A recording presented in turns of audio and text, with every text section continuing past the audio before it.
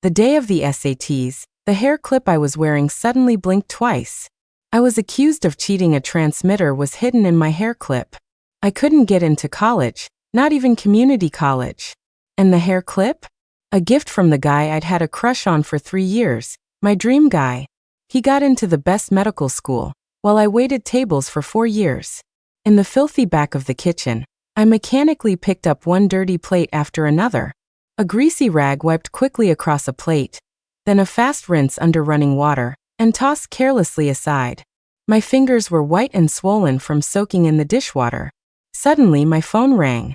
The loud, old-school ringtone wouldn't have been out of place even in the bustling downtown streets. I wiped my hands on my sticky apron and tucked the phone between my shoulder and ear. "Hello, who is it?" My voice was loud, my hands never stopping. If I didn't finish these dishes today, my pay would be docked again. Silence on the other end, just the sound of breathing. Getting impatient, I raised my voice even more. "Who is it?" Outside, the diners were getting rowdy again, the sounds of drinking games and people egging each other on. Amidst all the racket, a voice finally came through the phone. "It's me." The plate in my hand slipped and fell into the disgusting sink, splashing water onto my greasy hair that hadn't been washed in days. I knew that voice all too well. It was Liam. Back in high school, I could pick his voice out of a crowd. I even saved his voice messages and listened to them over and over. He was my ray of sunshine in high school. But that same ray of sunshine led to me getting caught cheating on the SATs. I was in a daze. For a second, I lost my focus, and the phone I was holding with my shoulder slipped. I frantically fished it out of the sink. The screen was black. Dead. I tried to turn it on, but there was no response. A whole day's hard-earned wages, ruined by one phone call. It was already dark when I got home. The old fridge was empty. Even a mouse crawling by would have to leave me an offering of spoiled food. I took out my phone and tried to turn it on again. Luckily, this time it flickered twice and shakily came to life. I was hopeful, thinking this old brick could last another 500 years. Then, a sudden bright white light blinded me. When I opened my eyes again, I was jolted awake by a piece of chalk hitting me. On the podium, my senior year homeroom teacher was looking at me with disgust. Her eyes were contemptuous. Some people sleep in class and eat after class. Some animals can think, but some people don't even have a brain. I stared blankly at the podium, the classroom, the blackboard. I rubbed my eyes and went back to sleep. This had to be a dream. Today had been bad enough. Why was I having a nightmare even in my sleep? I was just trying to hypnotize myself into dreaming about some guy with a six-pack. Then another piece of chalk hit me. The pain was too real. I had to open my eyes. On the podium, my most despised high school homeroom teacher was sneering at me. Some people are destined for college. Some aren't even cut out for community college. That sentence snapped me wide awake. I realized everything around me was clear. I wasn't dreaming. The homeroom teacher saw me standing there, dumbfounded. Furious, she threw another piece of chalk at me. I instinctively reached out and caught it. More accurate than catching a flying dagger. These reflexes were honed from washing and stacking dishes in the kitchen. One dropped plate meant $50. I could instinctively catch falling or flying objects with speed, precision, and force. It wasn't instinct, it was the terror of being enslaved by money. The homeroom teacher didn't expect me to be so blatant. Furious, she told me to get out. I grabbed the English book from my desk and walked out of the classroom. After taking a breath of the suffocating senior year air, I truly felt like I was back. Honestly, if I wasn't afraid of giving the homeroom teacher a heart attack, I would have hugged her with tears in my eyes. Getting hit in the head with chalk felt so good.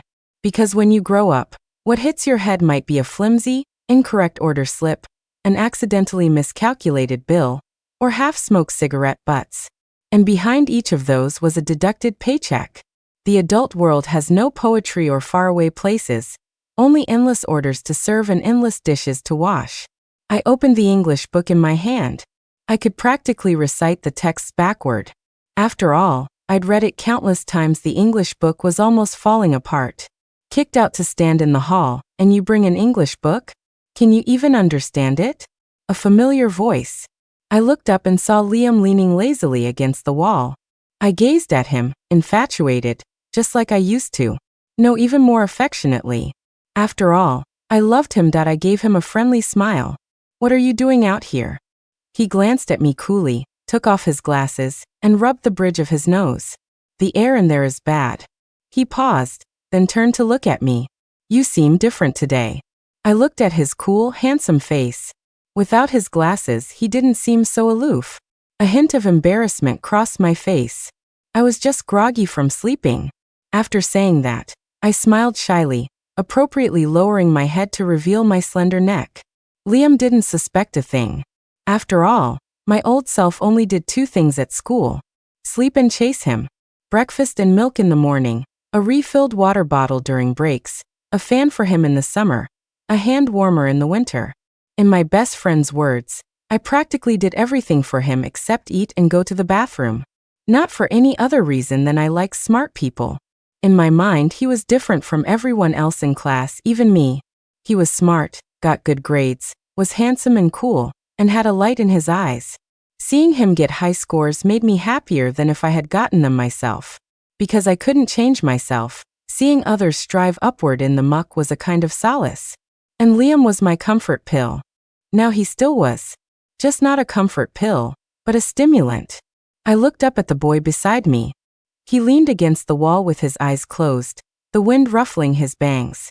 Even the sunlight seemed especially gentle on him. I gently tugged his sleeve. I knew he liked demure girls. Liam slowly opened his eyes, his gaze somewhat cold behind the reflection of his lenses. I ignored his gaze and smiled obediently. Liam, can you tutor me? I want to study hard. He looked a bit surprised and frowned. This was something my old self would never do.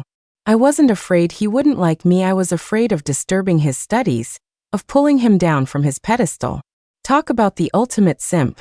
Come to think of it, even though I was such a suck-up, I still managed to annoy him. Otherwise, why would he retaliate against me like that? I continued my simping. I want to go to college with you. I'll work hard. Liam stared at me silently, his expression unreadable. I wasn't the least bit flustered. After all, I was 5 years older than him now. Besides, with this excuse, he definitely wouldn't suspect me. For a love-struck fool, any action related to him, no matter how bizarre, was perfectly logical. Never doubt a simp, she is the light of the world. I pressed my advantage. Just think of it as repayment for all the breakfasts I brought you. Help me out. Liam's ears gradually turned red, perhaps because it was the first time he'd faced such direct coquetry from me. He turned his head away, revealing his handsome profile, and slowly nodded. I grabbed his sleeve, my voice joyful, thank you. Sure enough, his face turned red too. So, Liam was a closeted type. What was all that about liking demure girls? He liked proactive ones. No wonder in my past life, I simped for him for 3 years and only got a hair clip in return. In my past life, did he despise me that much? Despise me enough to destroy me? Math class ended, and the homeroom teacher walked out of the classroom.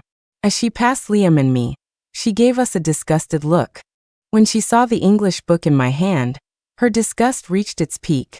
Kicked out to stand in the hall and you brought an English book? What, afraid you can't fall asleep, so you brought something to hypnotize yourself. With that, she contemptuously clacked away on her high heels. During the break, the class was noisy. Completely different from the honors class at the end of the hall. The honors class had its curtains drawn tight, doors and windows shut. Occasionally 1 or 2 students would come out, always in a hurry. I went back to my seat and started packing my things. My best friend, Chloe, grabbed my hand. Ava, you're not thinking of dropping out because the teacher provoked you, are you? Don't listen to that old witch. That's just how she is, looking down on everyone. I looked up at Chloe. She was wearing her school uniform, full of youthful energy. I still remembered seeing her once in my past life. She was wearing an exquisite dress, with tasteful makeup, standing in a bustling market that clashed with her sophisticated aura. She looked at me, the dishwasher, with pity. Now seeing her plain-faced, it felt a little unfamiliar. I patted her head. Chloe, you'll definitely be beautiful in the future. By the way, senior year is the last year, so study hard. Couldn't help it. After all, I'd been through the ringer of society. I had a bit of a dad vibe now. Chloe looked bewildered. Ava, are you leaving? I continued packing my desk, without looking up. Yeah.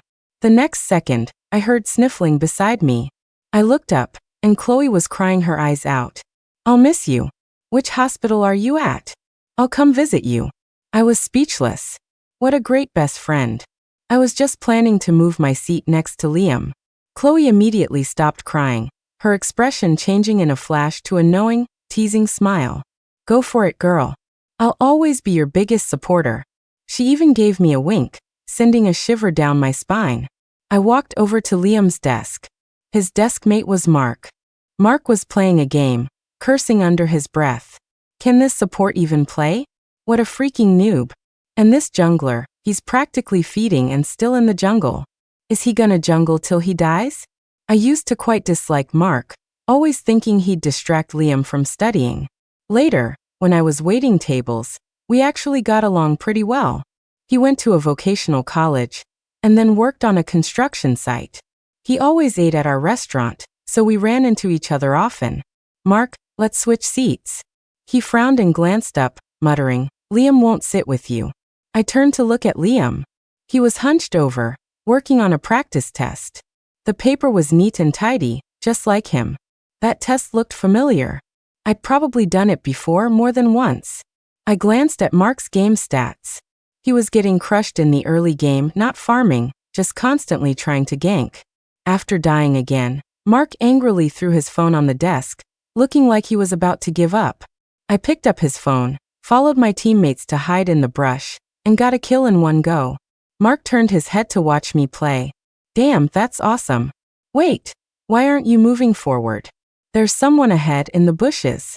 After a few successful ambushes from the bushes, I finally got farmed up and could get kills on my own. Just then, I handed the phone back to Mark. He stared at the screen excitedly, his fingers flying. Holy crap, we won. And I'm MVP. Ava, you're incredible.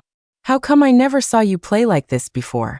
Actually, I never used to play games. Later, after I was caught cheating and couldn't go to school, I spent months addicted to games, venting my emotions. That's how I got good. I smiled faintly. I usually play on PC, so you don't see me play much. Can we switch seats now? Mark scratched his head and looked at Liam. Liam, man, you cool with this?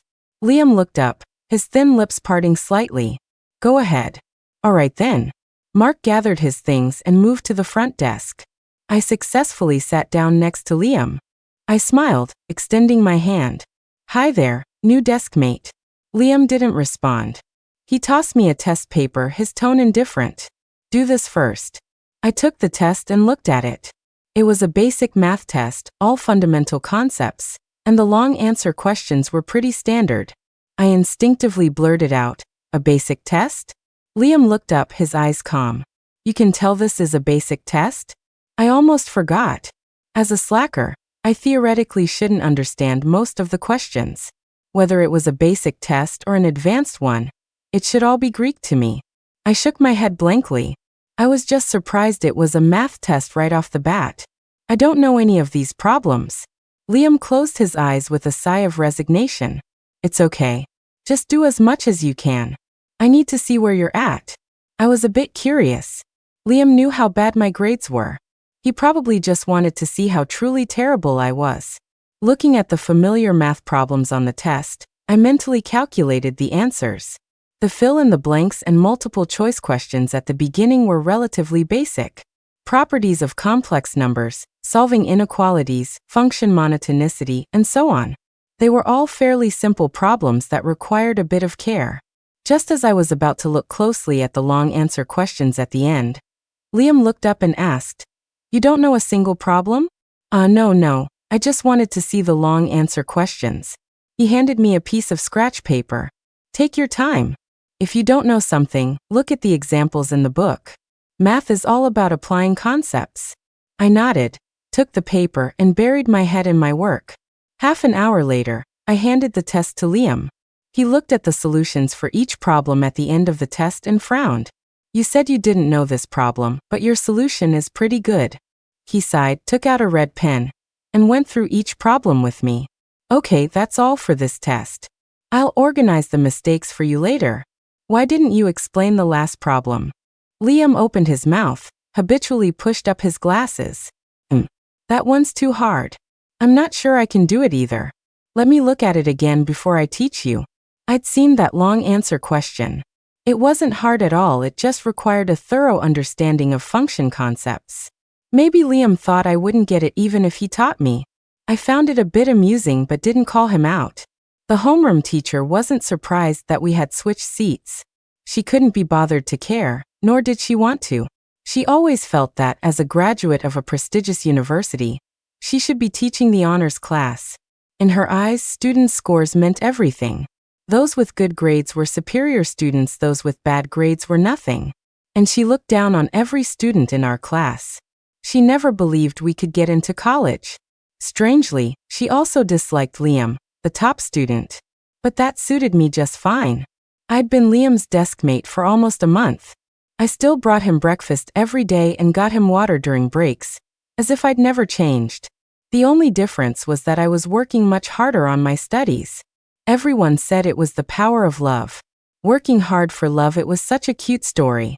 During English class, the teacher was explaining a reading comprehension passage. I mechanically jotted down the new words the teacher mentioned, even though I knew them all. Because Liam said the first step to improving grades was to pay attention in class. When you can understand the material in class, it becomes much easier after class. I was a bit bored and glanced sideways. Liam was taking notes and writing down the new words the teacher explained in his vocabulary notebook. Those were the words I had to memorize and be quizzed on every day. He was looking down, very focused, writing the English and Chinese clearly. I had to admit, Liam was quite dedicated to tutoring me. All sorts of practice exercises suitable for my current level, corrected mistakes, key concepts. He found them all for me. Every day, besides school homework, there was his private tutoring, memorizing English, memorizing ancient poems. A few days ago, I even received notes from him. It was a knowledge framework diagram for all of high school math. He said he had completed these notes in his sophomore year and didn't need them anymore. I looked at them. The notes were indeed detailed, with classic examples attached to each knowledge point. Unfortunately, I didn't really need them. After class, Mark from the front row turned around to chat with me.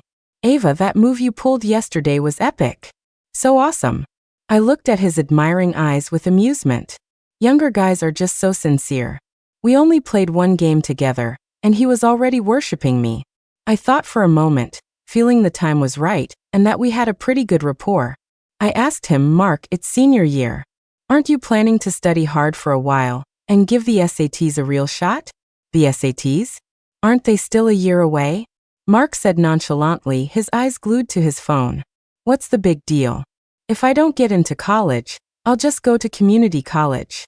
I won't starve working in a factory later. Besides, with my grades, it's definitely not happening." I was silent for a moment, waiting for Mark's game to end. When he looked at me strangely, my expression was a bit serious. "Haven't you ever thought that if you meet a girl you really like, you might not be good enough for her?" Mark scratched his head. "Someone I like. If I'm not good enough, I'll just find another one. Besides, girls aren't as fun as games. I could spend my whole life with games." I smiled helplessly. The Mark from my past life fell for a very outstanding girl. He even moved to the city where she went to school for her. But her parents looked down on him for his low education and lack of prospects. I personally saw Mark chugging beer after beer, yanking at his tie, his neck flushed red. For a few days, he wore a suit to the construction site to try and make them see him differently, but people just laughed at him. But wearing a suit doesn't make you a successful person. He let go of the girl he loved very much, not wanting to hold her back. When that girl graduated with her master's degree, she came to find a drunk Mark, collapsed on a table with flowers. She returned the flowers and car keys to him, cried as she kissed his cheek, and then left. Later I found out Mark had spent all his savings to buy the girl a car. I laughed at him for being foolish, not romantic at all. Why not give her a ring? He smiled bitterly and said someone else would give her a ring, and that person couldn't be him. But I couldn't tell any of this to the Mark in front of me. Just when I didn't know what to do, A test paper was handed over. Didn't we turn in a math test today? I asked Liam, puzzled. He didn't look up and retorted, was your test paper that good? Me. Forget it. I didn't know what was wrong with him. If he wanted me to do it, I'd do it. Before I even finished that test, another one, a physics and chemistry combo, was handed to me. Since you have time to play games, you can do a few more tests. Liam was expressionless, his tone cold, exuding pressure. I had no idea why he was in a bad mood. I reluctantly took the test. Coming up with wrong answers is hard too, you know. And this guy would ask about your thought process, find the errors in your thinking. He was a total psycho.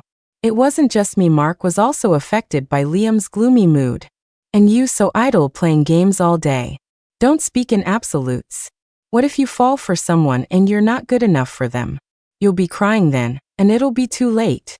Mark was speechless after Liam's rebuke and sheepishly put away his phone. Liam tossed him a notebook of corrected mistakes. Ava's previous mistakes.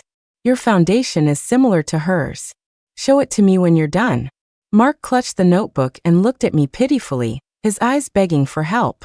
I felt no sympathy. Hurry up and do it. How can you be good bros if you don't get into college? Mark wailed and turned to do his problems. I couldn't help but laugh at his woeful back. Then I noticed Liam beside me, his aura even heavier. During English class, I was propping my head up about to fall asleep, when someone tapped me awake with a pen. I opened my eyes to see Liam's dark eyes staring straight at me. After a moment, his gaze returned to the blackboard. If you're tired, go wash your face. I didn't go out. His cold tone woke me right up. After class, I could clearly feel his displeasure. When Mark from the front desk turned around to ask a question, Liam glared at him several times. What's wrong with Liam? I shook my head, unsure myself. Mark leaned over and whispered to me, Ava, why don't you ask Liam? Aren't you worried? I watched him wink and nudge me, finding it quite amusing. I explained the problem to him and received another wave of his mindless praise. Ava, you're awesome. You've only been studying with Liam for about a month, and you're already this good. Ava, you'll definitely be in the top few in class on this monthly test. After Mark turned back around, I felt a constant gaze on me from my side. I turned my head and saw Liam frowning, looking a bit down. His mood swings were starting to get on my nerves. Why was he in a different mood every day? Is the homework I usually give you too much? It's okay. If the workload is too much, tell me and I'll adjust it. The monthly test is in a few days, so don't fall asleep in class anymore. After speaking, he lowered his head and continued with his homework. It seemed he was organizing my mistakes from the past few days. I had indeed been sleeping a bit late these days. The tests he assigned and the things I needed to memorize daily were quite a lot. To avoid him noticing anything amiss, I always did them completely on scratch paper first, then fabricated incorrect answers. Sometimes I also had to pay attention to which problems I should be able to solve. This whole process did indeed keep me up late. But Liam looked quite tired too. Daily test grading, organizing mistakes, things to memorize for Chinese and English. He had to go over all of it. He even had dark circles under his eyes. But I wasn't worried at all. A few days later was the monthly test. For convenience, we took it in our own classroom, with the original seating order scrambled. I was in the first row, and Liam was in the last. Before the Chinese exam started, he even made me recite a few poems. He also gave me a few supporting arguments, saying they were very likely to be useful. And, for the first time ever, I received encouragement from him. Good luck. Don't be nervous. I smiled and nodded, but the moment I turned around, my expression turned cold. The Chinese and English exams on the first day went pretty smoothly. During the lunch break on the second day, Liam gave me a few problems he said he'd predicted. After he graded them, he smiled with satisfaction. Not bad. You'll definitely do well on the math test this time. I smiled back at him. You too, good luck. After the final math exam began, the exam room was quiet. The homeroom teacher's high heels clacked loudly on the floor. But she was completely oblivious. After walking around for a good 15 minutes, she finally sat down. The classroom became quiet, with only the rustling of paper and the scratching of pens. There was half an hour left before the exam ended, and I was already on the last question. And I guess Liam had probably already finished. Just then, someone's phone suddenly rang. The homeroom teacher frowned, staring at us. Whose phone is that? Didn't I say to turn off your phones? Everyone's gaze turned to the back. In the last row, Liam looked at his desk drawer in shock. He incredulously pulled out his phone from under a pile of papers and turned off the alarm. The homeroom teacher's dark gaze fixed on Liam as she walked towards him step by step. Phone out. Your paper is void. I didn't cheat. It was just an alarm. Liam was relatively calm, explaining composedly. But the homeroom teacher didn't believe him at all. An alarm? You knew you had an exam this afternoon. And you set an afternoon alarm? You can check. I didn't cheat, and I've already finished. Liam handed his test paper and phone to the homeroom teacher. You could see his paper was densely covered with writing. What are you looking at? Turn around and do your own work. The homeroom teacher casually flipped through the paper in her hand.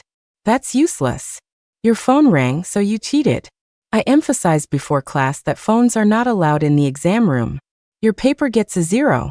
With that, she took the paper and phone back to the podium and wrote a large 0 on Liam's neat test paper. She carelessly tossed the pen on the desk, her tone contemptuous. That cheater, don't just sit there. Get out and stand. The class was distracted by this commotion, and a few students started whispering. What are you all doing? Say one more word, and you'll get a 0 just like Liam. Bad enough you have poor grades, now you're resorting to these tricks. Aren't you ashamed? After being scolded by the homeroom teacher, the classroom quieted down again. Liam silently walked out of the classroom. As he passed me, he glanced sideways at me, his eyes meeting my worried gaze. His expression was calm, his eyes undisturbed, but there was a hint of coldness when he looked at me. I lowered my head and continued with my test. I had to say Liam was pretty good at predicting questions. As soon as the bell rang, the homeroom teacher collected the papers. The class instantly erupted. No way did Liam really cheat? Impossible. The old witch must be targeting him. Why would he need to cheat? Even my best friend, Chloe, walked over worriedly to discuss it with me. Ava, what's wrong with Liam? He didn't cheat, did he? I walked back to my seat, completely unconcerned. How would I know? What's wrong with you? Weren't you always the most concerned about Liam? The old witch already called him to the office. Aren't you worried? I smiled. Not worried. He'll be fine. Chloe gave me a strange look and turned to discuss it with others. I took my water cup and went out to get water. I saw that a crowd had already gathered at the door of the homeroom teacher's office. Most of them were girls. They were probably all concerned about Liam. I heard Liam cheated. No way, his grades have always been really good. Who knows, maybe his previous good grades were also from cheating. Where there are people, there's gossip. Where there's gossip, there are rumors. In less than half an hour, rumors that Liam's previous good grades were due to cheating were flying everywhere. The hallways were full of students discussing him. Inside the office, the homeroom teacher was pointing at Liam's nose and scolding him. Her voice was so loud it could be heard outside. Liam said nothing, his expression cold, standing ramrod straight. I looked at his back and smiled coldly.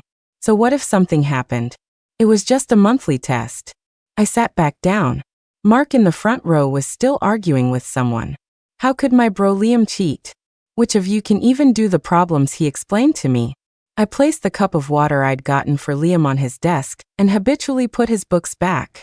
Ava, you're still the best to my bro Liam. Mark turned around dejectedly, having lost the argument. Why do you think Liam would suddenly set an afternoon alarm? He's not that careless. Yeah, how could someone as meticulous as Liam leave his phone in his desk drawer? But surprisingly, someone actually didn't set a password on their phone. Seeing me silent for a long time, Mark waved his hand in front of my eyes. Ava, what are you thinking? You believe Liam, right? After all, you like him so much. I smiled. Yeah. Mark confidently turned back around, not seeing the coldness in my eyes. Of course I liked Liam. Not just liked, I loved him. If he hadn't experienced what I experienced, hadn't suffered what I suffered, how could that be called love? This was just the beginning. I wanted him to suffer just like me. Just before school let out, Liam finally returned to the classroom. The moment he entered, he drew everyone's attention. His face was grim, and he looked somewhat dejected. Without a word, he returned to his seat and took out another test to work on. Mark looked back at him several times, wanting to speak but hesitating. Suddenly, a small paper note was tossed over. "Ava, ask Liam what's up. Show some concern. Take him down while he's vulnerable." Looking at Mark's shifty, winking face, I really wanted to kick him. Oh well, can't help it if my son's a bit dumb. I turned my head and feigned concern. "Liam, are you okay?" As soon as I said it, I couldn't help but think of that commercial jingle. "Are you okay? Are you okay? If you're okay, eat some plums." I almost burst out laughing. Liam looked up at me, those dark eyes behind his lenses seeming to see right through me. I could feel some anger from him, and a hint of probing in his gaze. And for some reason, I felt a sense of pressure, almost making me feel guilty. That shouldn't be. Even if he remembered he didn't set the alarm, he shouldn't suspect me. After a long moment, he lowered his eyes and sighed softly. When he spoke again, he had reverted to his usual cool demeanor. "Did you figure out the math problems?" I was a bit surprised. "Are you okay?" This wasn't meant to mock him, I was genuinely concerned. Liam lowered his eyes, his expression somewhat dejected. "It's fine. It's my own fault." He didn't elaborate and changed the subject. "You should have been able to solve most of the math problems this time, right?" His attitude left me a bit confused and I nodded dumbly. Liam didn't seem to be affected by the cheating scandal. He continued to tutor me every day, organizing my mistakes. He supervised my daily homework, tests, and memorization. Rumors were flying outside. Although some people defended him, saying it was just an alarm, not many believed it. Liam, at the center of the rumors, acted as if nothing had happened. One day after class, I was working on a test when Mark turned around and spoke to me mysteriously. "Ava, did you hear? Liam was framed for cheating." I was calculating a physics problem on scratch paper and answered him perfunctorily. "Isn't it just the old witch framing him?" "No." Mark's tone was a bit urgent. "I heard someone secretly mess with Liam's phone and deliberately set an alarm for him." My heart skipped a beat, and the pen in my hand drew a long scratch across the paper. "Where did you hear that? Ava, are you surprised too?" He leaned closer and whispered, "Everyone in class is talking about it, and I heard someone actually saw it. I don't know who would be so disgusting. If I catch them, I'll definitely beat them up." It seemed they didn't know who it was yet. I feigned surprise. "That can't be right. We're all classmates. Why would anyone want to harm Liam?" "Ava, you don't know. Aren't there plenty of people in class who can't stand Liam? Think about it. Everyone's pretty much at the same level. And then suddenly, a top student transfers in during the second half of freshman year. This guy gets good grades, teachers love him. Wouldn't people get jealous?" Mark wasn't wrong. When Liam transferred to our class in the second semester of freshman year, he didn't fit in at all. He came from the honors class, and at first, everyone was curious about why he transferred. At that time, there were many rumors. Some said he broke a school rule and was kicked out of the honors class. Others said it was because his personality was too withdrawn, he wasn't well liked, and couldn't take it anymore, so he transferred to our class. Anyway, whatever the reason, it didn't change the fact that he was popular. In class, he was the good student teachers always talked about, and he got preferential treatment for everything. After class, he was the hot commodity among the girls, and girls from other classes often came to see him. This made the boys in our class dislike him even more. Later, it seemed there was some conflict in class. Liam was completely fine, but all the other boys had to write self-criticisms and have their parents called in. That's the advantage of being a top student. As long as your grades are good, everything you do is right. Later, something happened. The homeroom teacher started targeting Liam, and he became the first top student the homeroom teacher disliked. As I was lost in thought, the test paper in my hand was snatched away. Liam had returned at some point. He held a red pen, grading at a rapid pace. When he got to the last question, his brow furrowed. He read the problem carefully twice, then looked up at me, puzzled. "This question isn't hard. Why is it blank?" I blamed Mark. Mark was just talking to me. Liam's expression darkened slightly, and he directly kicked the back of Mark's chair. Mark flinched from the kick and turned around, looking bewildered. Liam, man, what's up? Liam gave him a cool glance and tossed him a vocabulary notebook. If you're so idle, memorize this. Mark looked at the unfinished test in his hand, then at the vocabulary notebook, and his face fell. Correct this. The test paper was returned to me, with some of Liam's annotations next to it. He reminded me that this was a frequently tested concept, and that one calculation step was a bit complicated, offering a more optimal solution beside it.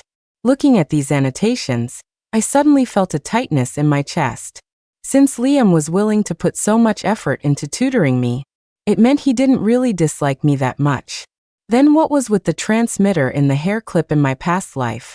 Could it be that he was also acting with me now? I stole a glance at Liam beside me. He took off his glasses, closed his eyes, and rubbed the bridge of his nose. When he opened his eyes again, they held the cool light of the moon. He put his glasses back on, lowered his head, and continued working on his test, out of sync with the noisy surroundings. I suddenly felt a bit confused and turned to probe him. I heard you cheated because someone messed with your phone? Liam's pen stopped for a moment. He looked up, his dark eyes staring at me leisurely, his expression calm. Who told you that? I gave a weak smile. Everyone in class is talking about it. His eyes flickered. Nonsense. Don't overthink it. Get back to writing. When I went to the cafeteria for lunch, I needed to use the restroom, so I asked Chloe to wait for me outside. Just as I was about to go in, I realized I'd forgotten tissues. I walked out, and just as I was about to ask Chloe if she had any, I heard her voice. Why don't you tell the teacher and classmates that Ava took your phone and set the alarm? I stopped in my tracks, stunned. Another, more familiar voice spoke. I told you it wasn't her. I said it myself. Impossible. Chloe's voice was agitated. I clearly saw Ava take your phone and set the alarm. Why are you covering for her? Liam's detached voice. I said it wasn't. Besides, Ava likes me. Why would she try to harm me? Chloe stammered. I don't know, but I saw it. Maybe she's just using you to tutor her, or maybe she's just jealous of you. Is that so? Liam's voice was still calm, but for some reason it sounded a bit sinister. But aren't you Ava's best friend? Instead of worrying about her, you're here trying to convince me to report her. Chloe, I just think what she did was wrong. I'm worried about you. Worried about me? Liam's voice rose at the end. He paused for a few seconds before speaking. Do you like me too? My eyelids twitched. I held my breath, waiting for Chloe's answer. Yes, I like you too. The girl's voice was a bit reserved, but every word was clear. I leaned against the wall, my mind a complete mess. I never knew Chloe also liked Liam. Liam, however, wasn't surprised at all, as if he'd known all along. He pressed Chloe. You don't think Ava did something wrong, you're just jealous of her, wanting her to suffer. Chloe's voice had a hint of a sob, but she was clearly the one who did wrong. Why? Who said she did wrong? I set the alarm on my phone. And another thing, Liam's tone was serious. I know you spread those rumors in class. Stop your little games. If you disturb Ava's studies, I'm not done with you. With that, Liam left, and Chloe was already sobbing with anger. I waited a couple of seconds before walking out. Chloe, what's wrong? She frantically wiped her tears. Nothing, I just ran into Liam. Chloe seemed unable to continue and shed a couple more tears. I sneered inwardly but feigned concern on my face. What did he do? Did he bully you? I wanted him to tutor me, but he refused. He even said someone like me could never get into college. If I hadn't heard their entire conversation, I would have completely believed her. Then I would have confronted Liam and forced him to study with Chloe. I suddenly remembered, during senior year in my past life, I also wanted to study hard, but Chloe always had excuses to drag me out to play. She'd chat with me in class and discuss Liam with me after class. Later, with only half a year left before the SATs, I finally resolved to study seriously. Even when Chloe constantly bothered me, I remained unmoved. Later, Chloe started studying with me. I even thought she'd seen the light. Whenever I asked Liam questions, I'd bring Chloe along. I shared any study materials I had with her. At that time, I thought if we worked hard, We could at least get into college. Ava, what's wrong? Chloe's voice pulled me back to reality. Oh, nothing. Liam is being too mean. Exactly. So can I study with you then? I want to improve too. Chloe linked her arm with mine, looking at me expectantly. I remained composed. Sure. After the monthly test results came out, the rankings were posted on the small blackboard in the classroom. Many students crowded around it. No way, did the homeroom teacher really mark Liam as cheating? I heard Liam's math paper should have been a perfect score, but it was a 0 because of cheating. I looked at the ranking list. Even with a 0 in one subject, Liam was still first in our class. The only thing affected was his grade ranking. And this was the first time he'd dropped out of the top 10. Liam was also next to me, staring at the ranking list. His brow was furrowed tightly. He must have been dissatisfied with his ranking too. Why isn't your name on the ranking list? After Liam asked me, he turned back and carefully scanned the list from top to bottom again. I was shocked. He was looking so intently. Was he looking for my rank? I turned and carefully looked at the ranking list twice. Indeed, my name wasn't there. Just as I was wondering why, someone said the homeroom teacher wanted to see me. Liam turned and met my gaze, a hint of worry in his eyes. I walked out of the class. People were already discussing it in the hallway. I heard that this time, Liam's class had more than one cheater. Huh, 2 cheaters in one class? That's so shameless. If your grades aren't good enough, you just cheat, I guess. The light, airy rumors drifted into my ears with the wind, then scattered away. I roughly knew why the homeroom teacher had called me. Walking into the office, the homeroom teacher was chatting and laughing with other teachers. When she saw me come in, her face immediately darkened. Don't you know how to knock? No manners at all. Teacher, I knocked just now, you didn't hear. She gave me a disdainful look and calmly sat down. My monthly test papers were spread out on the homeroom teacher's desk. She shook the papers on her desk and leaned back in her chair. Speak. If you admit your mistake now, there's still hope. I looked bewildered. Teacher, I don't know what you're talking about. The homeroom teacher slammed her hand on the desk, and the top math test paper fell at my feet. The score on it was a striking 135, a score I'd never seen in my previous life. The homeroom teacher glared at me. Still trying to be stubborn with me? Tell me, how did you cheat? Were you in cahoots with Liam? I picked up the test paper from the floor and placed it on the desk. I earned this score myself. I didn't cheat. Didn't cheat? The homeroom teacher sneered. Who would believe that? Your math was hovering around a passing grade before, and now you can score 135? Do you take me for a fool? I remained neither servile nor overbearing. I really didn't cheat. Teacher, do you have any evidence to prove I cheated? Evidence? The homeroom teacher angrily threw the test papers in my face. This is the evidence. Come on, tell me, how did you improve your grades? Did you look up answers on your phone? Or did you collude with someone? Liam tutored me, I said truthfully. The homeroom teacher didn't believe me at all. How is that possible? He tutored you? Is he crazy? She immediately sent someone to call Liam over to confront me.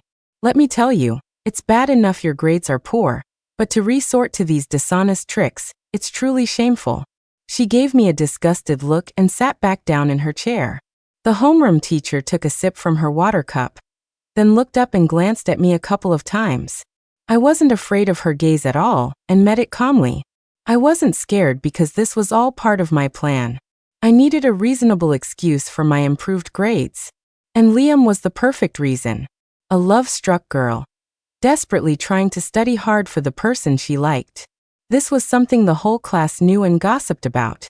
Moreover, when Liam came in, he was holding a stack of test papers. My evidence had arrived. Teacher, you were looking for me. The homeroom teacher put down her water cup and gave me an irritated look. She said, you're tutoring her? The young man's tone was calm. Yes. The homeroom teacher was a bit annoyed, looking us up and down. You tutoring her can make her improve that much? Then what do you need me, the teacher, for? Liam handed the stack of test papers to the homeroom teacher. These are the extra tests Ava has done recently. The homeroom teacher suspiciously took the papers and began to look through them carefully. Liam continued to defend me. Ava has been very serious lately, with a strong drive to improve, so she's made a lot of progress. I looked at the tall, upright young man beside me, and for some reason, my heart ached a little. The homeroom teacher flipped through the papers in her hand, one by one. Each one was marked with red pen, corrected, and covered with notes on key concepts. Interspersed were my well-worn notebooks of corrected mistakes and various knowledge points, common errors, and difficult problems. These test papers, these problems, represented my days and nights of hard work. The classmates watching at the door were all amazed. Oh my God, this is so shippable. I wish I had a desk mate who would tutor me too. What desk mate? This is a mutual crush, okay? Hearing these comments, I stole a couple of glances at Liam beside me. His cool, handsome face still looked expressionless, but the corners of his mouth were slightly upturned. He even secretly lowered his head and smiled. When he looked up again, he had resumed his cool demeanor. The homeroom teacher also heard the discussion at the door. Her face immediately showed her discomfort. What are you all doing at the door? Go back to your classrooms. Bang. The office door was slammed shut by the homeroom teacher. But this couldn't stop the other teachers' gossipy hearts. Everyone was ostensibly typing away furiously on their computers, but in reality, they were all secretly paying attention to our side. The homeroom teacher tossed the papers on her desk, deliberately putting on a cold face. Although these papers show Ava has been very serious recently, I still have doubts about her grades. Teacher, do you have evidence that Ava cheated? Liam was also very bold, directly questioning the teacher. What do you mean, do I have evidence? Are you the teacher or am I the teacher? If I say there's a problem with her grades, then there's a problem. I looked at the homeroom teacher's arrogant face and said nothing. I knew she was just trying to use her authority as a teacher to force us to back down. After all, we were challenging her authority. But I refused to let her have her way. Teacher, I've shown you my evidence too. There's nothing wrong with my grades. Who said there's no problem? The homeroom teacher glanced at me contemptuously. Liam cheated during the exam, and you're his desk mate. Who can guarantee you weren't in it together? I sneered inwardly. This was rich. It's the 21st century, and people are still practicing guilt by association. Just as I was about to retort, an angry voice cut in. My cheating is my business. What does it have to do with Ava? Isn't this like the ancient practice of collective punishment? If so, shouldn't the teacher be dealt with first? Oh snap, my real-life mouthpiece. You. The homeroom teacher was so angry she stood up, her delicate face contorting. Liam, let me tell you, the school hasn't even disciplined you for cheating yet, and now you're talking back to a teacher. Don't you want to graduate? If the school administration knew I was talking back to a teacher just to defend a classmate's innocence, they would probably understand. Liam's unfinished sentence was cut off by a thrown stack of papers. The homeroom teacher leaned on the desk, her chest heaving. She was truly furious. The moment the papers were thrown, Liam stepped forward, shielding me. I clearly saw a notebook tucked among the test papers hit him directly on the head. The papers and notebooks scattered on the floor, a complete mess. Liam didn't resist. He silently picked up the scattered papers one by one and organized them. For a moment, the office was very quiet. No one dared to speak. The homeroom teacher seemed to realize her actions had been a bit impulsive. As her rationality returned, she also felt a bit embarrassed. But she still wasn't planning to let us off the hook so easily. All right, I'll give you a problem right now. If you can solve it, I'll consider you didn't cheat. Liam spoke coldly. She didn't cheat in the first place. Why does she need to prove anything? The homeroom teacher didn't back down. I didn't say she cheated. I just have some doubts about her grades. If she can solve it, it's not just an explanation for me, but also for herself. Her words basically put me on a moral high ground. I could be amoral, but suddenly I felt I could have morals. So I pretended to be silent for a moment, then hesitantly nodded. The homeroom teacher snorted, smugly tossing me a piece of paper. On it were 2 math problems.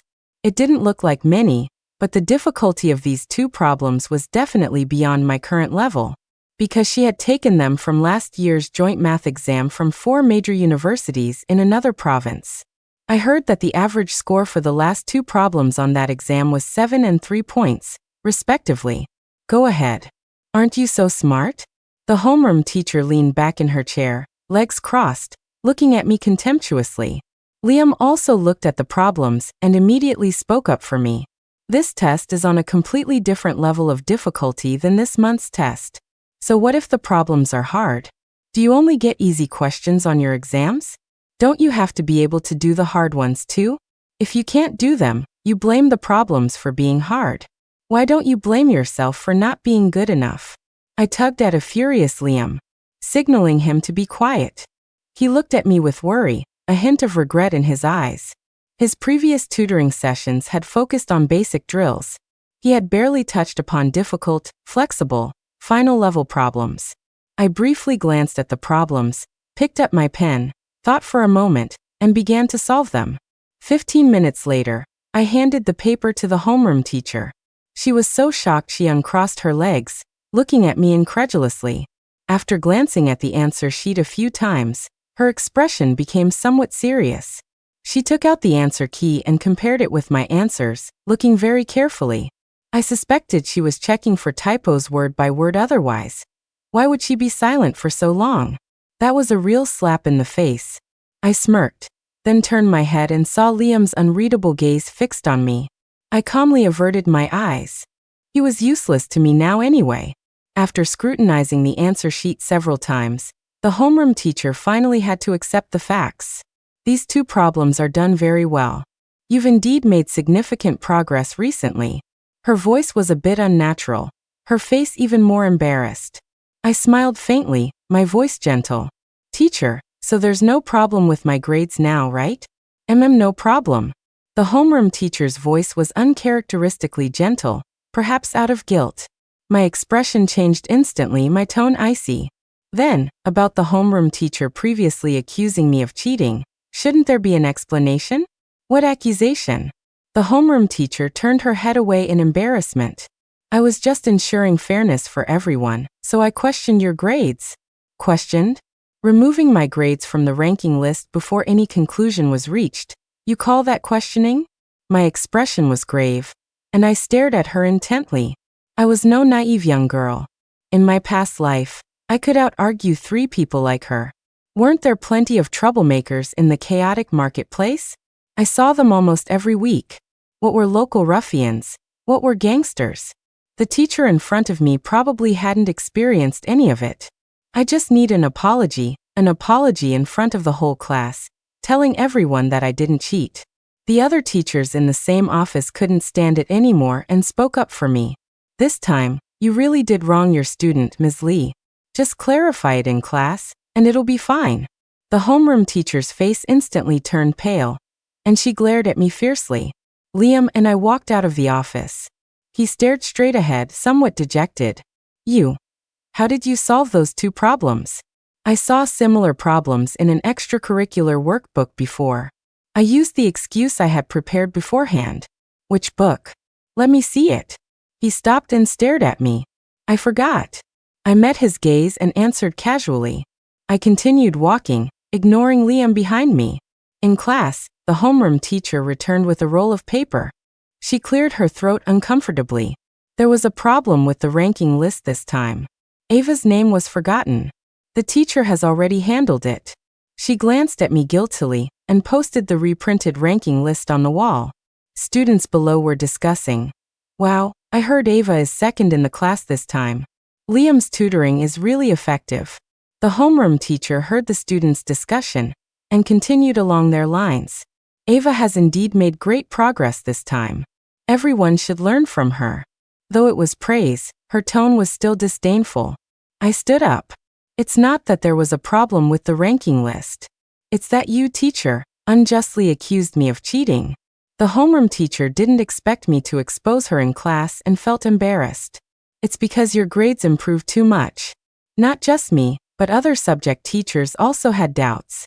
That's why I know. I interrupted her. Since everything is clear now, and the teacher knows I didn't cheat, shouldn't I get an apology? The homeroom teacher was cornered by my words and became angry out of embarrassment. Ava, are you the teacher or am I the teacher? You're truly lawless. Do you think you can get into college just because Liam tutors you? Let me tell you, you're dreaming. People like you will never get into college. You'll just end up in a factory." With that, she threw the test paper on the desk and turned to leave. Looking at her retreating figure, I felt a deep sense of sorrow. I was just insistent on getting an apology. I really hated cheating, and even more, I hated being falsely accused of cheating. That's why my revenge started with this. Give them a taste of their own medicine. But it didn't mean I had to suffer this kind of injustice again in this life. At this moment, Mark turned around to comfort me. "Ava, don't mind that old witch. You can definitely get into college." I smiled bitterly and asked him in return, "What about you?" "She said that, aren't you angry?" "Nothing to be angry about. She's telling the truth. We probably can't get into college." I silently clenched the pen in my hand, wanting to tell him it wasn't true, that as long as he worked hard, he could definitely get in. But I hesitated. I was able to make such great progress in such a short time. It was because, unknown to them, I had already been studying for 4 years. I was the only one here who had truly experienced that kind of life. Entering the factory at 7 in the morning, standing all day. Every day was a mechanically repetitive day. And that kind of life stretched out before me, bleak, hopeless, without any fighting spirit. But even so, I only did it for a month before that factory went bankrupt. So I waited tables for 4 years. The difference was, after work, I would turn on my computer for online classes. I signed up for online classes for 4 consecutive years, all senior year high school courses. When I wasn't in class, I watched free high school courses online, learning from scratch. Constantly doing practice problems, then asking teachers, consolidating knowledge points. I wasn't a genius. Every day and night, every early morning, was spent with test papers and vocabulary. I often woke up in the middle of the night, feeling panicked looking at a half-finished test. I had a dream, to retake the SATs. And then surpass Liam. He got into the best medical school I wanted to get into Harvard. After angering the homeroom teacher, the classroom quieted down. Some students were whispering, discussing problems. Mark also turned around to ask a few questions. I felt a bit down, silently working through my test paper. "What are you thinking about?" I ignored the person speaking beside me and continued to work on my test. Suddenly, the pen was snatched from my hand. The interruption to my concentration instantly made me furious. "Are you crazy, Liam?" Then he lowered his head and couldn't help but chuckle. I was so angry I slapped the test paper on him. "Is this guy sick?" He good-naturedly took the test paper from my hand and suddenly raised his hand. He tentatively wanted to pat my head but hesitated and lowered his hand. I just haven't seen you lose your temper in a long time. It's kind of cute." I frowned at him. Is this guy a masochist? He thinks I'm cute when I'm angry? So, the reason I didn't get him before was because I wasn't violent enough? He reined in his smile, his eyes gentle. "If you're feeling agitated, don't work on tests. It's not effective. Try memorizing some vocabulary. Maybe you'll fall asleep after a while." Me. I took the vocabulary book from his hand and tried to hypnotize myself. He took his water cup and went out. As I was memorizing, Mark turned around with a gossipy look on his face. "Liam went to get water for you?" I propped my head up and glanced sideways. Only then did I realize he had taken my water cup. "Ava, don't you think Liam seems a lot warmer towards you?" I narrowed my eyes, thought for a moment, and it seemed he was right. "I think Liam must be getting anxious," Mark said with certainty. I raised an eyebrow, signaling him to continue. "Think about it, Ava. The monthly test results are out, you're second in the class, and you're in the top 100 in the grade. You'll definitely transfer to the honors class. Liam doesn't want you to leave." "Transfer to the honors class?" "Yeah, according to the rankings, the top 100 are in the honors class. The principal will probably come looking for you in a couple of days." I didn't know that before. So the competition for spots in the honors class was this intense. Strangely, Liam's grades were so good, why hadn't he gone back to the honors class? "Ava, will you go to the honors class?" Mark asked, a little worried. I was unconcerned. "Yeah, the teachers in the honors class are better. Why wouldn't I go?" "Then won't you miss Liam?" I was about to shake my head, but then I worried about breaking character, so I just stayed silent. A few days later, It was the school's senior assembly. The homeroom teacher walked into the classroom and gave me a cold glance. At this afternoon's assembly, our classmate Ava will receive the school's Most Improved Award. As soon as she finished speaking, Mark started clapping. His applause led other students to clap as well. The homeroom teacher shot Mark a glare, her tone light. It's just a Most Improved Award. Ava still needs to work harder. Also, current grades don't mean much. Everything depends on the SATs. Whether you have real ability or not, the SAT scores will tell. After subtly dissing me, she continued with the lesson. I think you're already doing great, and you'll definitely do well on the SATs. A cool, yet encouraging voice spoke up. I turned around and saw Liam leaning closer, his fair neck and slightly reddened ears visible. Sensing my gaze, he turned, his eyes filled with affection. Keep it up. You can definitely do it. The soft words of encouragement whispered in my ear made my heart skip a beat. It proved that even after living a few more years, I was still uncontrollably attracted to him. Just then, I saw Chloe, who had turned around from the front. She looked at Liam, her eyes filled with unwillingness. Her gaze towards me was also somewhat gloomy, but when our eyes met, it transformed into a sweet smile. Looking at her back, I felt very conflicted. In the afternoon, everyone lined up and went to the SAT assembly. As we were walking in, we happened to bump into the honors class. Our line was clearly ahead, but the honors class still did as they pleased. Someone in our line complained, "Hey, wait a minute, let our class go in first." A girl glanced at us and said dismissively to the person next to her, "They're from a regular class. Don't mind them. Let's go first. Hurry up and sit down, I haven't finished today's math test yet." Hearing this, our class didn't back down either. One by one, they squeezed towards the door, not wanting to let them in. The small door was completely blocked by us. "What are you doing? Blocking the way here?" The homeroom teacher's voice came from behind. A teacher stood beside her, looking gentle and composed. When those girls saw a teacher arrive, they started complaining, "Teacher, it's all their fault for blocking the door and wasting our time. We hadn't even said anything, and they were already blaming us." The homeroom teacher, all smiles, tried to placate the teacher beside her. "Miss Chun, I'm sorry. Our students are being impolite. I'll have them make way so you can go in first." The few students from the honors class heard this and glanced at us contemptuously. They waited coldly by the side for us to make room for them. Looking at the homeroom teacher's fake, fawning face felt like a slap to our own. Mark couldn't stand it anymore and took another step forward. "Why should we? Our line was here first, and you guys just cut in." I saw Ms. Chun from the honors class, her face instantly turned cold, and she gave our homeroom teacher a faint look. Our homeroom teacher, not surprisingly, immediately started sucking up. "What are you talking about? Move aside quickly. Their time is precious. Don't waste it. Their time is precious, but ours isn't?" Mark shouted angrily, and the students behind him couldn't help but nod in agreement. The girls waiting on the side whispered among themselves, "They're not even going to college."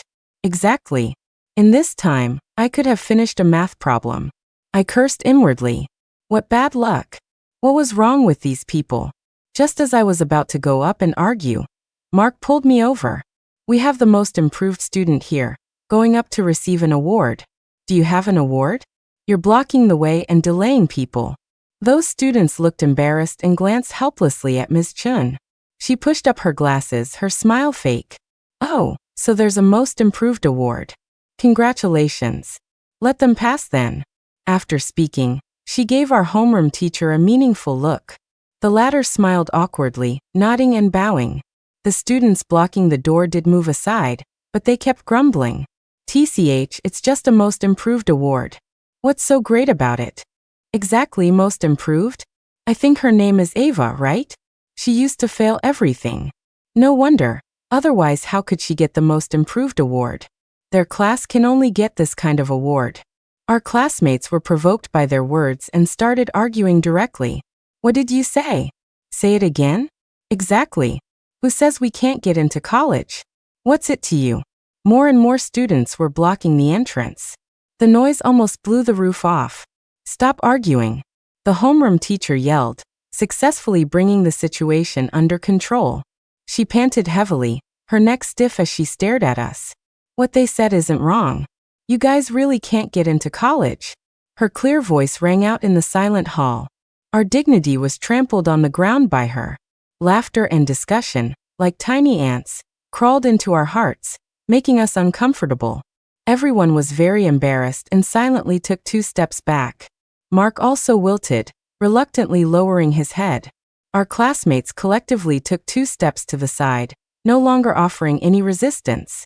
The students from the honors class walked past us one by one, like proud roosters after a victorious battle. Just as they were lining up to go in, Liam, who had been silent all along, spoke up. So what if we're a regular class? Isn't the top student in the grade still in our class? Our classmates instantly cheered, jeering back mercilessly. The honors class students' faces changed. But, not this time. Everyone knows you cheated. My heart skipped a beat.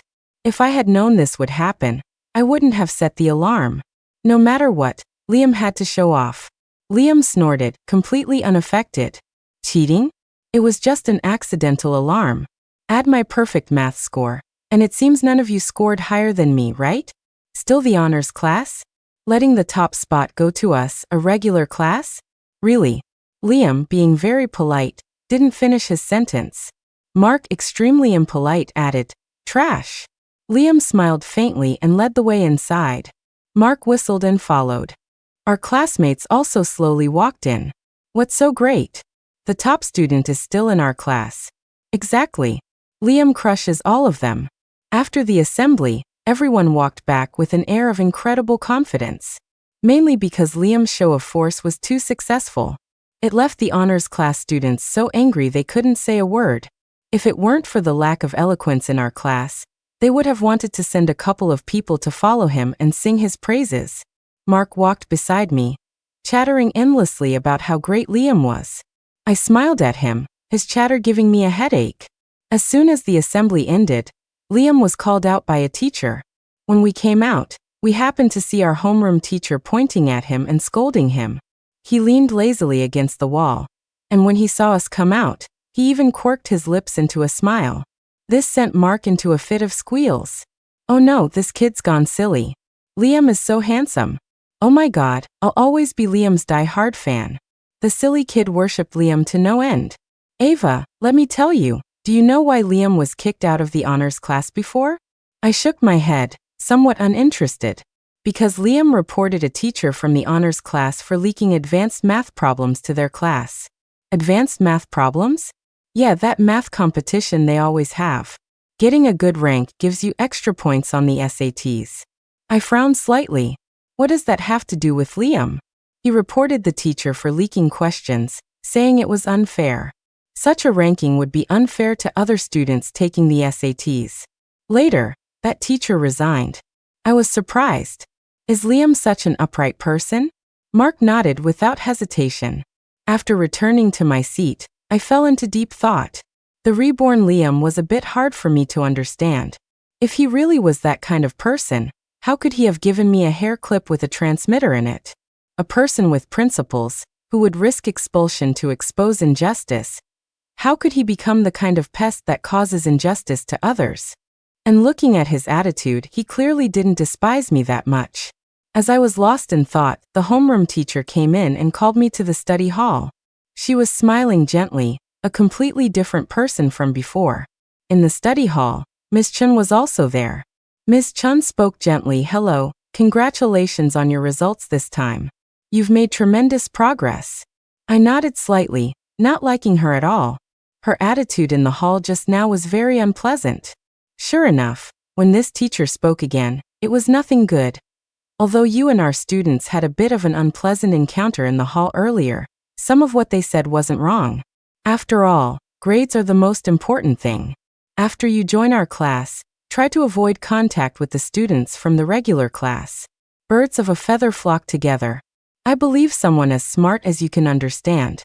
The moment she opened her mouth, she was defending her own students, completely ignoring their verbal abuse towards us.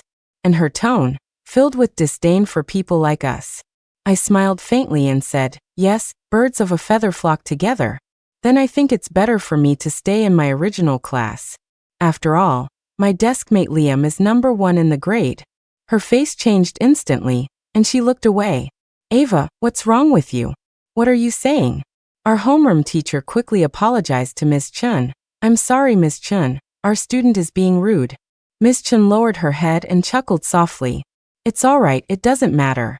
However, poor grades are a small matter, but poor character is a big one. You still need to guide her properly. With that, she stood up and left, our homeroom teacher following behind her, apologizing profusely. The moment she walked out the door, I said loudly behind her, our characters are bad, but are your students' characters so good?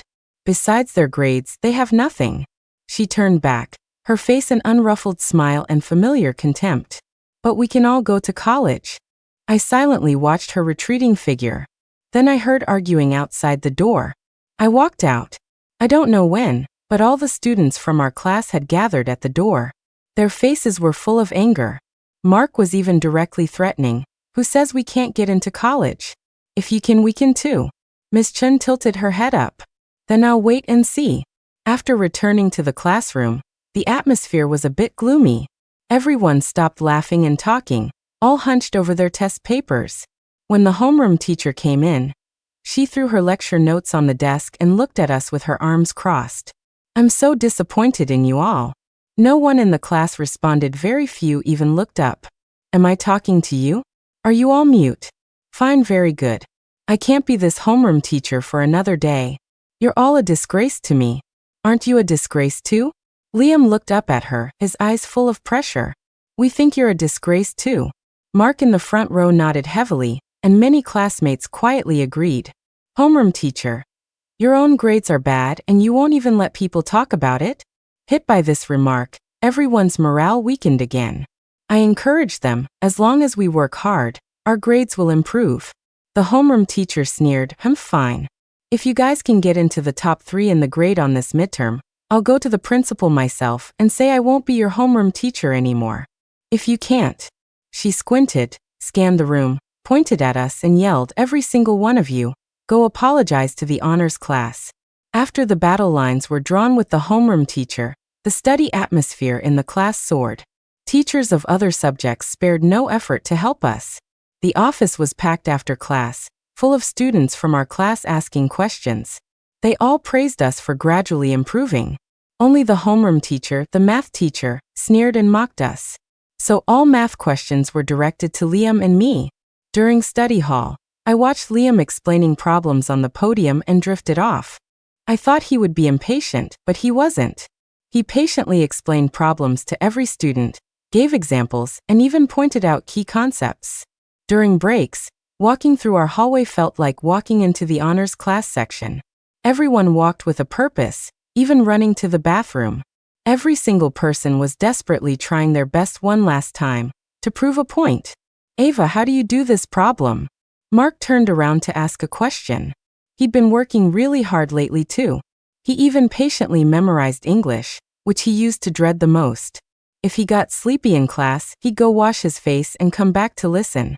He also arrived very early in the morning, not to play games, but to memorize a few more good phrases and sentences. I smiled and teased him, Mark, you're studying really hard lately. Looks like the old witch really got to you. His deskmate chimed in, what are you talking about, Ava? He has a crush on someone. I froze, suddenly remembering the girl from my past life who laid down the flower box and car keys and kissed him. Mark smiled and lightly punched his deskmate, his face a little red. Looks like it's true. Which girl is it? Mark grinned sheepishly. She's in the honors class. I'll introduce you next time. No wonder. I was thinking why he was suddenly so into studying. I nodded and explained the problem to him. During the break, when I went to get water, I saw Mark talking to a young girl. His face flushed. The girl standing opposite him smiled sweetly, and I could even see faint dimples. After Mark walked into the classroom, Sophia also saw me. She waved at me and smiled gently. Just like the first time she saw me in my past life, gentle and sweet. Round and round it goes, Mark still fell for her. Ava, hi, I'm Sophia. She greeted me warmly. I smiled back at her, but all I could see was the scene of her crying as she returned the keys and flowers to Mark. Sophia, Mark has been working really hard lately. and his grades are improving. Wait for him. He's trying hard to get closer to you. This old mother hen, was really worrying myself sick over Mark. I even said such dad-like words. Sophia was also stunned and lowered her head with a small smile. I think Mark is great. Actually, his poor grades are not a problem for me at all. I don't like him because his grades are good. The young girl's eyes were full of smiles. She was telling the truth. She had never looked down on Mark. But that was precisely what made it so regrettable. My expression was somewhat sad. I know, but you guys will face a lot of obstacles in the future. But that's in the future. We're doing great now, aren't we? Besides, Mark is working hard to improve. Who knows what will happen in the future? Her words instantly dispelled the gloom in my heart. Yes, things in this life were completely different from the last. Who knew what the future held? She took out a notebook and handed it to me. These are the key concepts I organized for Mark. I had him return Liam's notebook to you. It's okay, no need to return it. It was Liam's notes from his sophomore year anyway, he doesn't need them anymore. Actually, I hadn't even looked closely at the notebook Liam gave me. The day after he gave it to me, I tossed it to Mark. I said it casually. She hesitated and said, but Liam was already learning junior and senior year material when he was a freshman. And those notes are very detailed, like they were specially organized key concepts, very targeted. I was a bit surprised and murmured, really? Sophia suddenly leaned a little closer, her face showing some conflict. Are you and Liam having a fight? Sophia, I feel like he's very devoted to you, but you don't seem to like him as much as Mark says you do. I dismissed it. No, he's just tutoring me. Sophia smiled mysteriously. Not really. I've seen those notes, they definitely weren't written in his sophomore year. Given Liam's personality, if he didn't like you, he absolutely wouldn't tutor you.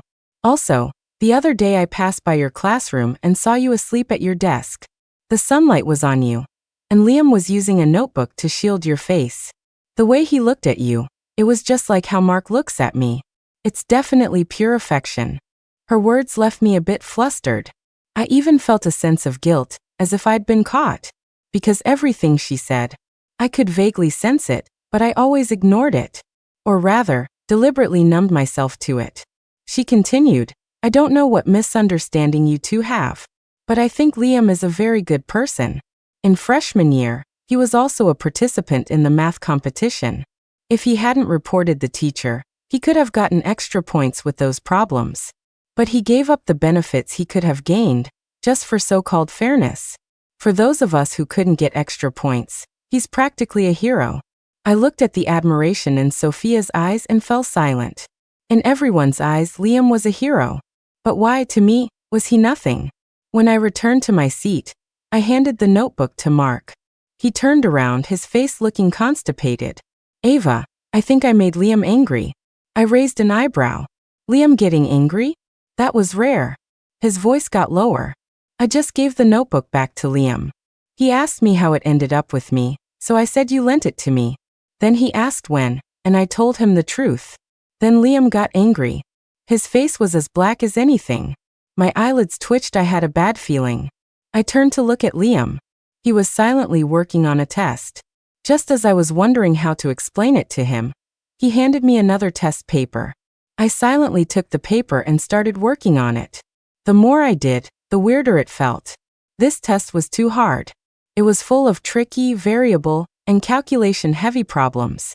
There were even a few math Olympiad-level questions mixed in. One problem took me almost 15 minutes. I gritted my teeth. Liam's way of showing anger was also unique. I patiently continued working. Suddenly, he handed me another notebook. His cool voice sounded, "These are some method summaries for difficult problems. I spent a long time organizing them. Don't just casually give them to others anymore." I looked embarrassed and took his notebook. I flipped through a couple of pages and, sure enough, saw solutions to some incredibly difficult and tricky problems. My face felt a little hot, and I quietly replied, Thanks. Time always flies when you're engrossed in doing problems and attending classes. Plus, everyone in the class shared a common goal. The days passed in a blur of tests, memorization, and quizzes. The midterm exams were the quietest days for our class. Even during the lunch break, The classroom was quiet with students reviewing and discussing problems. Those humiliating, mocking words hung like a taut string between us. Finally, after the English exam ended, the string snapped. Damn, that's the first time I've ever written a complete English essay. What's that? I actually figured out the first part of the last math problem. When I turned the page, I felt like a total badass. Some girls were even so emotional they cried. This is the first time I've ever felt so involved in finishing so many tests. Boo-hoo, I was even memorizing English in my sleep last night. Watching them cry and laugh, I couldn't help but smile too. Just then, Chloe walked over, linked her arm with mine, and said, "Ava, you must have done really well this time. I'm so envious of you, with such good grades and Liam liking you." I was a bit puzzled. "How do you know Liam likes me?" She looked away evasively. "He's been tutoring you so diligently. Of course he likes you." I found her a bit strange, but I couldn't quite put my finger on it. The day the results came out, everyone in our class was buzzing with excitement. Every face showed unprecedented excitement. "Well, this is my highest ranking ever. We did pretty well this time, right? The average score must have gone up." I was infected by their enthusiasm, and a smile spread across my face. But the moment I saw my own ranking, I froze. My math score clearly read 0 points. What's going on? How could Ava get 0 points? Mark was even more anxious than I was. Liam also grabbed me and was about to go question the homeroom teacher. "She must be behind this. I'll go get justice for you." People were already gossiping in the hallway. "Did you hear? Ava got a 0 again this time. She's definitely dragging their class down. Their class is going to have to apologize to our class one by one. That'll be pretty satisfying." I numbly followed Liam to the office, my mind a complete blank. This feeling of helplessness was just like when I was caught cheating on the SATs in my past life. Completely clueless. I took a deep breath to calm myself down. The homeroom teacher's answer was very familiar. "Cheating again." She produced a crumpled ball of paper, saying it was from my pencil case. And that paper was indeed in my handwriting. It was the solution and key concepts for a difficult problem I had given Chloe the day before the exam. It was in my pencil case, but that doesn't guarantee it's mine. "If it's not yours, can you explain it clearly?" I paused, mentally considering the possibility of checking the surveillance cameras. But I had no idea which day it was, so there was no way to check. "We can check the exam surveillance. Then we'll know if I cheated." The homeroom teacher snorted coldly. "The evidence is right here. Who knows if you didn't secretly hide it under your test paper?" I smirked. "But I didn't even bring my pencil case in. I only brought my exam tools. My pencil case was in my bag." The homeroom teacher froze, looking at me suspiciously. Normally, for school exams like this, people didn't follow the strict SAT regulations. Most people brought their pencil cases into the exam room. But I was different. Because this was a trauma response from being caught cheating in my past life. For any exam, I only brought the necessary exam tools and nothing extra. The homeroom teacher's face fell. "I'll go check the surveillance. If I find your pencil case in the exam room, your grade for this subject will definitely be a 0. After walking out of the classroom, Liam's face was grim. It was Chloe, wasn't it? I remained silent, not answering. Outside the door, Chloe was waiting, her face full of anxiety. She ran over and kept apologizing to me. "I'm sorry, Ava. I really don't know what happened. Maybe the paper you gave me accidentally fell on the floor, and someone picked it up. I'm so sorry. I can go explain to the teacher." She was teary-eyed, looking at me with apologetic eyes, as if she was genuinely remorseful. My heart was unmoved, I only felt disgusted. She knew the homeroom teacher disliked me. Whether she went to explain or not, with concrete evidence, the teacher would definitely pin the cheating on me. And as long as I brought my pencil case into the exam room, I would inevitably have to rummage through it. She had calculated everything, except she never expected I wouldn't bring it in at all. I feigned forgiveness. "It's okay. The homeroom teacher believes me. It was just a misunderstanding." Chloe's tear-streaked face suddenly froze. "Oh, that's great." I looked at her unwilling yet desperately trying to look happy face, and suddenly I smiled. After returning to the classroom, Everyone crowded around to show their concern. Ava, what happened? Was it that old witch's doing? It's okay, even if it was the old witch, we believe you. We've all seen what you're capable of. I reassured them, it was just a misunderstanding. It's fine now. After returning to my seat, Liam asked me, why didn't you expose her? I smiled faintly. The best way to get revenge on someone is to first make them lower their guard. Liam didn't reply, instead lowering his head, somewhat silent. I didn't notice his unusual behavior, and was instead pondering why Chloe would want to harm me. But I couldn't figure it out no matter how much I thought about it, so I gave up. Later, the homeroom teacher reluctantly changed the ranking list. My math grade was restored to normal, and our class's average score was exactly third in the grade. When Mark brought this news back, he didn't forget to take a jab at the homeroom teacher. The homeroom teacher must have deliberately said Ava cheated. Add Ava's score and our average is exactly third. Everyone agreed with him. Only Chloe looked at the ranking list with a gloomy expression. Our Chinese teacher became our new homeroom teacher. She was a kind old lady, almost ready to retire. But she always took our studies very seriously, tirelessly helping us. The day she became our homeroom teacher, the whole class cheered. She smiled as she watched us cheer, without scolding us. After we quieted down, she wrote a few words on the blackboard. Youth aspires upward, can ride the wind and waves, may all things go your way. Those large characters were strong, powerful, and unrestrained. She looked at us, her kind eyes full of gentleness. Classmates, although the SATs cannot determine your destiny, at our current stage, they can determine your different futures. I hope you can go to different cities, learn different knowledge, and meet different people. So in the remaining days, I hope you have a goal. Think about which university you want to go to, and what kind of person you want to become. She gave each of us a piece of paper, and asked us to write down the school we wanted to go to. When I put pen to paper, I gave up on Harvard, which I originally wanted to go to, and instead wrote down the best teacher's college.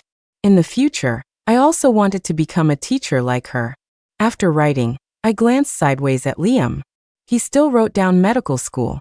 Everyone's dream was put on paper, planted in their hearts. The following days passed quickly, everyone working hard towards their goals. On Christmas Day, it snowed outside.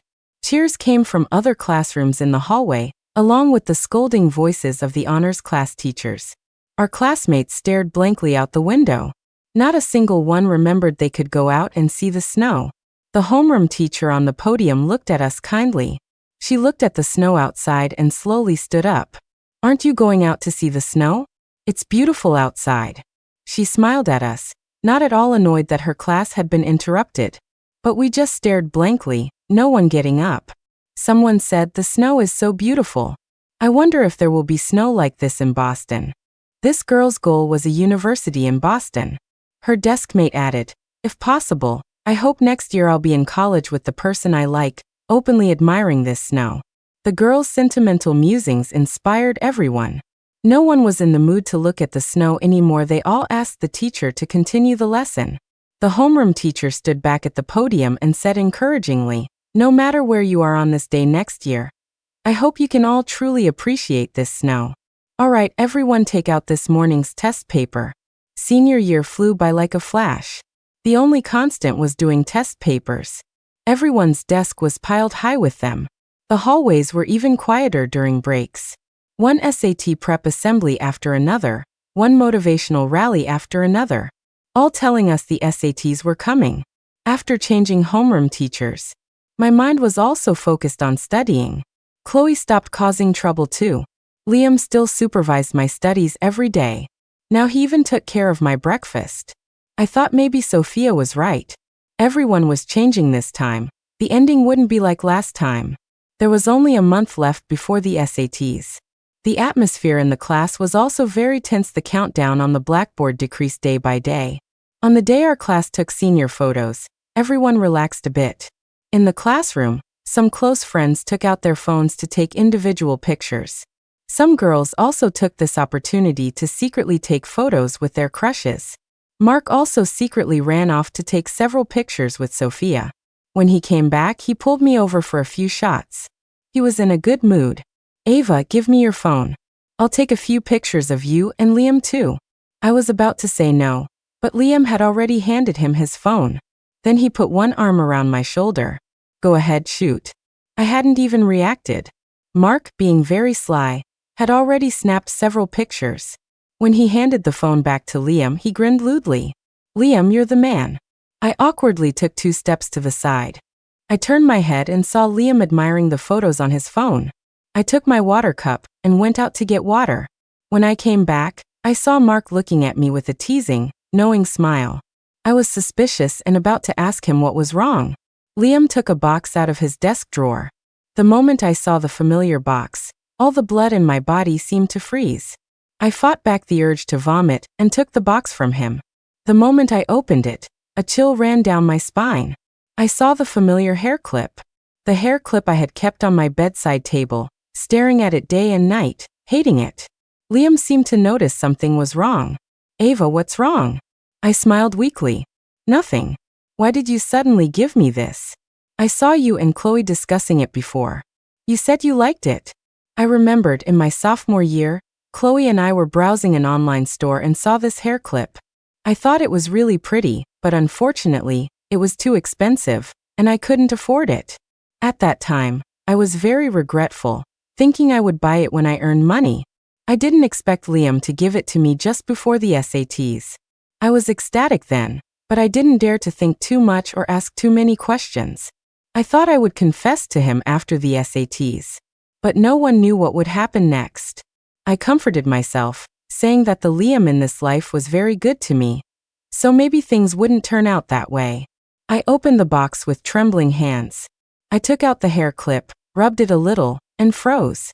On the back of the hair clip's small bow, a tiny transmitter was stuck. There was no turning back, just like last time.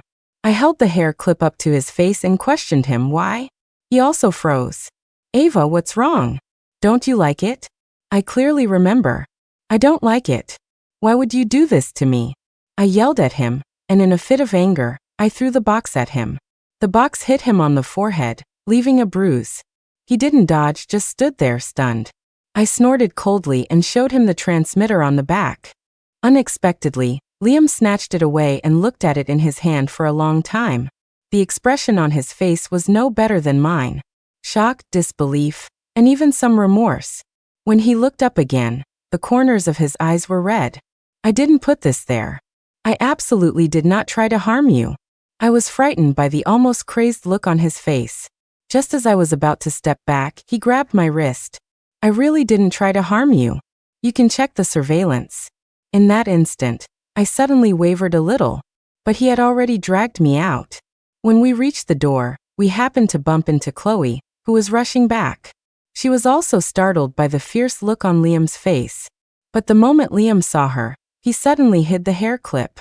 In the surveillance room, the homeroom teacher led us to the computer. Liam made up an excuse, saying his phone had been stolen. We huddled together, about to watch. Liam suddenly stood up and said to the homeroom teacher, "Teacher, could you please step out for a moment? I don't want you to see the student who did wrong." The homeroom teacher nodded with relief.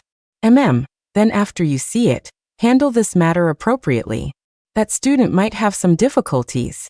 After the homeroom teacher left, Liam pressed play. In the video, it was clear that during morning exercises, Chloe, while going down to line up, suddenly glanced at the box in Liam's desk drawer.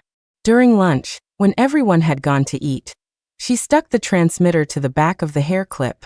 So it wasn't Liam at all. It was Chloe. It had always been her. No wonder, in my past life before the SATs, she specifically reminded me to wear Liam's hair clip, saying it might give me confidence for the exam. Before entering the exam room, she even specifically found me and told me good luck. Thinking back now, she just wanted to make sure I was really wearing the hair clip. I leaned against the table, my legs felt weak, and I almost slid down. Liam quickly supported me. "What are you going to do?" I was silent, but my eyes were full of hatred.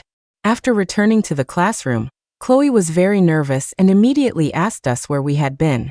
Oh, Liam's phone was missing, so we went to check the surveillance. Chloe became even more nervous, her voice trembling. "Then did you see who it was?" No, he suddenly remembered he left his phone at home, so we dropped it. As soon as I finished speaking, Chloe let out a sigh of relief. It's good that you found it. I smiled. Yeah, it's good that it was found. The day of the SATs, it was the same familiar scene. The difference was our homeroom teacher was at the exam room entrance, giving us endless instructions. Bring your admission ticket, bring your exam materials. Don't be nervous. The future is waiting for you. She looked kindly at each of us entering the exam room. Her eyes held only encouragement. The exam went smoothly. As I was writing the essay, I saw the sunlight outside was just right. During the last exam, Chloe found me again. Ava, last one. Good luck. When she saw the hair clip on my head, her smile deepened. I hugged her. You too, good luck. Where she couldn't see, my eyes were cold. Then I casually stuck the transmitter to her collar. The pain from my past life, you should try it too. Walking into the exam room, I threw the hair clip on my head into the trash can. This life. I will successfully get into college. I don't need it anymore. When the last English exam was over, I walked out of the exam hall, facing the setting sun. As I walked out, I heard people discussing. Did you hear? Someone got caught cheating. Really? I heard something went off. Did they bring a phone? Not sure. I walked past them. So this is how they talked about me in my past life. Just as I walked out of the exam hall, I saw Liam leaning against the wall, his head down, looking somewhat dejected. Completely different from the other students who were ecstatic after finishing their exams. After seeing me, his eyes remained locked on me. Until I stood in front of him, he seemed very nervous, staring at me, yet pretending to be calm. He asked softly, how did it go? I smiled. Okay. Same as usual, perform normally. Only then did Liam relax, his whole body loosening up. He murmured, that's good. I looked at his tired figure leaning against the wall, and my eyes suddenly reddened. He had been under immense mental strain during this period, afraid that Chloe would pull some other harmful stunt. So he always checked my things very carefully. I stared at Liam's delicate profile under the setting sun, and very seriously said thank you to him. I thought Liam would smile and say it was nothing. But unexpectedly, his eyes instantly reddened. He said, I owe you this. In that moment, I think I understood something. The day we went back to school to pack our things, the class was buzzing about Chloe's situation. She didn't show up. Very normal. In my past life, I also disappeared from everyone's sight after the SATs. Some said her phone rang. Others said she brought a cheating device and managed to evade security. Some even said she claimed in the exam room that someone had framed her. But then she fell silent. Because someone reported her, sending her purchase records to the education department. She was basically caught red-handed, reaping what she sowed. I listened to these rumors while packing my things. Mark suddenly turned around, scratching his head sheepishly. Ava, thank you for this whole senior year. If it weren't for you, I wouldn't have changed so much. I smiled, not planning to get sentimental, and turned to tease him. Don't thank me, thank your Sophia. She's your motivation, right? Mark's ears instantly turned red as he looked at Sophia in the hallway. His eyes were full of fiery and pure affection. He turned his head and asked me, Ava, you should go for it too. Confessed to Liam. After hearing his words, I, who was just smiling like a proud mom, suddenly froze. After packing up, everyone gradually left. Many people secretly wiped their red eyes. Everyone hugged each other, promising to hang out in the future. Mark also couldn't help but run over, wanting to hug me. Just as I was about to hug my silly son, someone grabbed my collar and pulled me back 2 steps. Liam stood in front of me, his face ashen. If you want a hug, hug me. Mark, completely clueless, gave Liam a bear hug. He even shouted, it's the same. You guys are family. Hugging either of you is fine. Liam, pinned by Mark's limbs, couldn't move. His face was so dark it looked like ink could drip from it. Sophia and I were laughing so hard our stomachs hurt. When Liam and I parted ways, his dark eyes looked deeply at me, as if he had 1,000 words to say. Not avoiding my own heart, I saw the deep love in his eyes. Just like when Mark looked at Sophia. But I just smiled, walked forward, and gently hugged him. Liam, thank you. And I'm sorry. Thank you for your help this past year. And I'm sorry for misunderstanding you all this time. When I looked up at him, I saw his eyes were red again, like a wet little puppy, looking at me pitifully. I cruelly turned my head, the tears in my eyes uncontrollably falling. Goodbye, Liam. If possible, may we meet again by fate. If not, then let it be. Liam's extra. In the restaurant, I coldly watched the exquisitely dressed woman across from me. The way she looked at me was blatant, disgusting. But I could only endure it because she was my only lead to find Ava. After the SATs, I wanted to confess to Ava. I knew she liked me. Her affection, her admiration, it was like a light. Every time I received breakfast from her, or the water she got for me, I was very happy. She probably would never know. Whenever I was too tired from studying, I would always look up at her. But she was always very shy, sometimes hesitating for a long time before asking a question. She seemed very afraid of disturbing me. I wasn't in a hurry either, always thinking there would be plenty of time after the SATs. But I never expected that sometimes, the meeting you have with her is the last one. After the SATs, she vanished. Phone calls unanswered, messages unreturned. I even went to her house to find her, but her parents were evasive, only saying she wasn't home. Later, when I went back to school, I heard the news about her cheating. But I didn't believe it at all, because I had seen her efforts during senior year with my own eyes.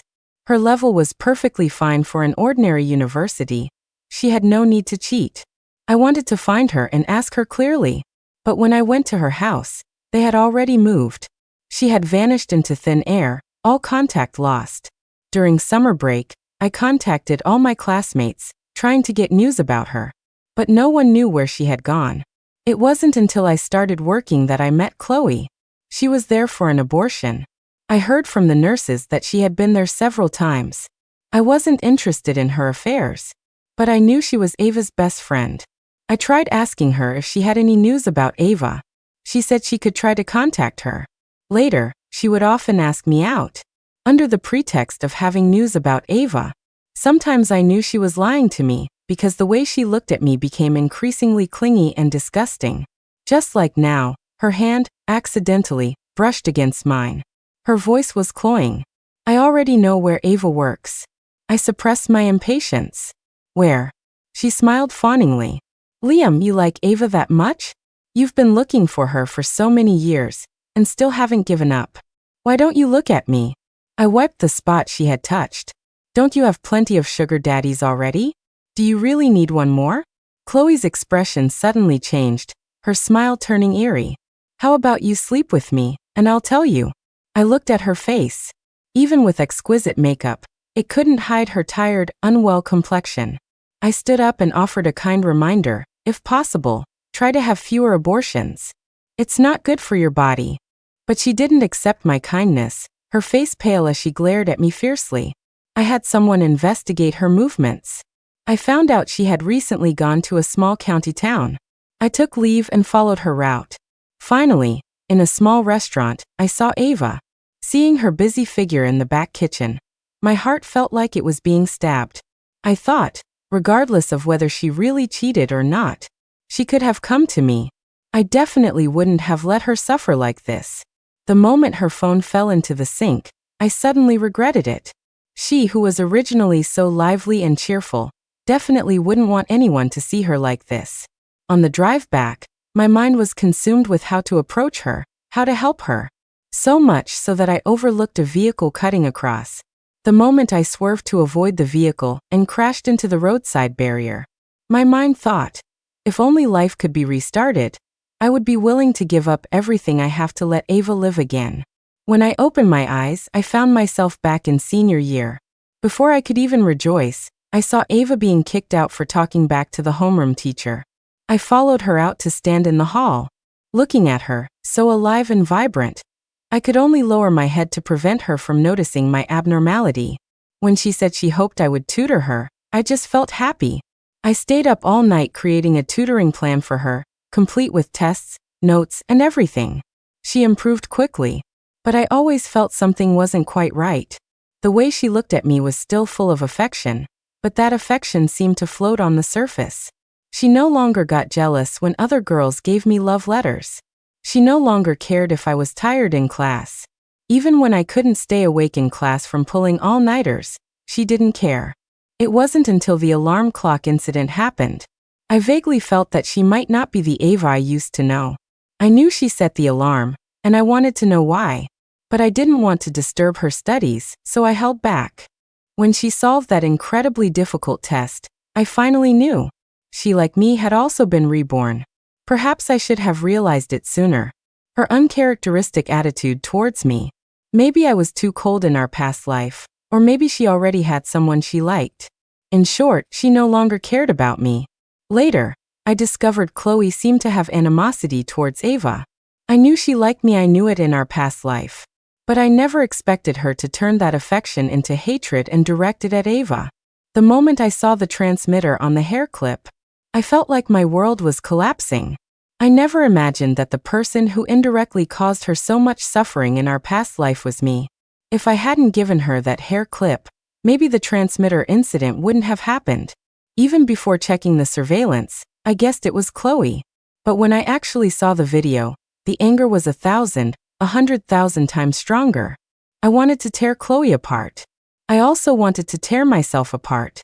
Those few days of the SATs were the most stressful days of my 2 lifetimes. I wasn't afraid of doing poorly myself, I was only afraid something would happen to Ava again. Fortunately, she walked towards me under the glow of the setting sun, and said she performed normally. I looked at her, my heart filled only with bitterness. So I told her I owed her. I think she understood. On the day we parted, looking at her retreating figure, I could only wish her, may all your wishes come true, may your future be bright. Ava's extra. After the SATs, Liam and I stopped contacting each other. It felt like there were many chasms between us. I successfully got into my dream university. I lived the college life I had never experienced. Sometimes, waking up in a daze, looking at the ceiling of my dorm room, I would feel a sense of unreality. During the summer break of my junior year, just before it ended, my classmates and I went to a bar. There, I saw an unexpected person, Chloe. She was wearing a revealing short skirt, being groped by a greasy middle-aged man. The bruises on her legs, I seemed to have seen them in my past life too. Back then, she was wearing an exquisite fur coat, watching me from afar. After the SATs, I found out Chloe's family wasn't wealthy, they had several children. But she was pretty, and at school, she had an aloof personality, always making people think she was from a rich family. When I went to the restroom, I saw her, drunk and stumbling, rushing into a stall and retching repeatedly. I stood behind her, feeling only a sense of sorrow. She turned and saw me, her heavy makeup looking garish under the lights. She wiped her mouth. What, here to laugh at me? I looked at her with pity. I just want to know why. Why did you try to harm me? She sneered and took out a cigarette, putting it to her lips. She spoke disdainfully. Why? Jealousy and hatred, of course. I was always very good to you. Why did you hate me? She skillfully took a drag and exhaled. Yeah, why? When was it? Let me think. She brushed her bangs aside. Maybe it was when you started liking Liam. Did you know? I was the first one to talk to Liam.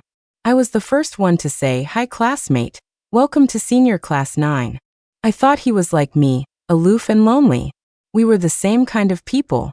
She paused, her eyes glaring at me fiercely. Until you suddenly interfered. You suddenly said you liked Liam and boldly pursued him. She squinted, somewhat perplexed. I thought he wouldn't like it. How could he like you? But then in our sophomore year, I saw his diary. Every page, every day, his diary was full of you. She laughed maniacally. He said you were like the sun. Then what about me? What was I? I was the first one to talk to him, accept him, send him love letters, and encourage him. I was somewhat shocked because I had no idea. Is it just because of Liam? Chloe turned to look in the mirror. Because of him, but not entirely because of him. What's a good best friend? It means you can be bad with me. But once you're better than me, I get insanely jealous. I'm prettier than you, better than you. Why? I spoke coldly. I remember before I started pursuing Liam, I asked you if you liked him, and you denied it. And you said you liked Liam, but throughout high school, you received plenty of love letters, And you accepted gifts from other guys without hesitation, saying you liked him while enjoying the affection of others. Is that your aloofness? Before she could speak, I cut her off directly. I'm different from you. My kindness towards you, my love for Liam, will always be open, honest, and wholehearted. Chloe's face in the mirror looked like a ghost. She turned around, about to speak, but someone called her away. Where the hell did you go? Don't you know someone's waiting for you? Later, make sure to have a few more drinks with the boss. I watched her unsteady steps and pale face, and silently left. After returning home, I suddenly opened a long sealed box of things from high school. After the SATs, I had been avoiding Liam. I thought his kindness towards me was out of guilt. Chloe had framed me because of him, so in this life, he was compensating me, being good to me. As I was tidying up, I suddenly saw a notebook that wasn't mine. Flipping it open, I realized it was the diary Chloe had mentioned, Liam's diary. It was filled with a young man's heartfelt thoughts. Ava brought me congee for breakfast today. She worked hard. Ava's smile is so cute, and she has dimples. I heard her say she really likes a hair clip. When I save enough money, I'll buy it for her. My tears fell drop by drop onto the notebook. The next day, I went to his school to find him. But I unexpectedly saw two very familiar people, Mark and Sophia. Mark was following behind Liam, chattering endlessly. Liam, man, I've already looked for Ava twice this month. If I ask her out again, she'll get suspicious. No wonder, I was thinking why Mark was always coming to find me. Liam was expressionless. Summer break is almost here. You can find her a few more times. Mark looked choroman man. Last time, I intercepted a guy who wanted to give Ava a love letter. That guy was fierce. My soul was traumatized. Liam looked exasperated. Who told you to throw his love letter away, right in front of him? It's a wonder he didn't beat you up. Mark whimpered and hid behind Sophia. She smiled and stood in front of Mark. Liam, it's been almost 2 years. Aren't you going to see Ava? The birthday gifts you send her every year, the food you buy her for holidays, all sent in my name. Ava isn't stupid. How could she not be suspicious? Liam was silent.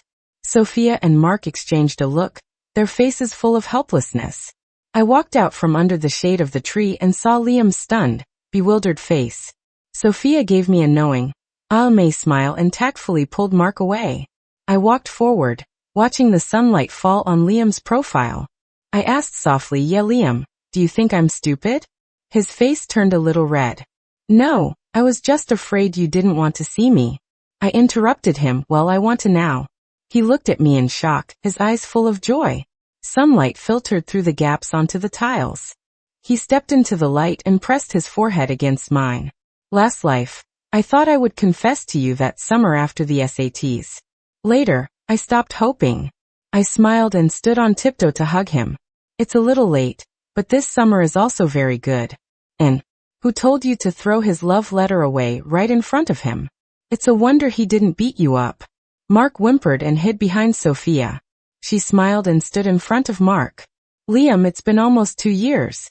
Aren't you going to see Ava? The birthday gifts you send her every year, the food you buy her for holidays, all sent in my name. Ava isn't stupid. How could she not be suspicious? Liam was silent. Sophia and Mark exchanged a look, their faces full of helplessness. I walked out from under the shade of the tree and saw Liam's stunned, bewildered face.